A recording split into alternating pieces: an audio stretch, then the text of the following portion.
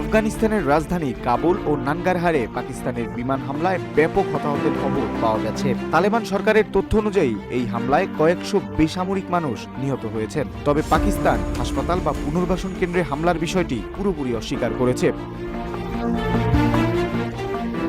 আফগানিস্তানের আকাশে আবারও যুদ্ধের দামামা। তালেবান সরকারের দাবি অনুযায়ী সোমবার রাতে কাবুলের একটি মাদকাসক্ত নিরাময় কেন্দ্রে বিমান হামলা চালিয়েছে পাকিস্তান। এই ভয়াবহ হামলায় অন্তত 400 জন নিহত এবং প্রায় 250 জন আহত হয়েছেন। তালেবান মুখপাত্র জাবিহুল্লাহ মুজাহিদ জানিয়েছেন, কাবুলের নবম পুলিশ জেলায় অবস্থিত ওই পুনর্বাসন কেন্দ্রটির একটি বড় অংশ ধ্বংস হয়ে গেছে। ঘটনার সময় সেখানে প্রায় 3000 মানুষ চিকিৎসাধীন ছিলেন। স্থানীয় গণমাধ্যম টোলো নিউজও এই ভয়াবহ ক্ষয়ক্ষতির বিষয়টি নিশ্চিত করেছে।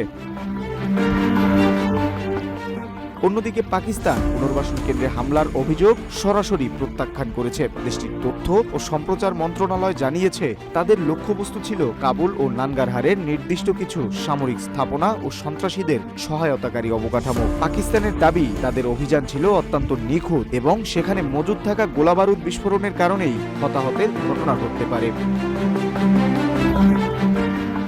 সীমান্তে দুই দেশের বাহিনীর মধ্যে বেশ কয়েক দফা গোলাগুলির পর এই বিমান হামলাকে সাম্প্রতিক বছরগুলোর মধ্যে সবচেয়ে তীব্র সংঘাত হিসেবে দেখা হচ্ছে।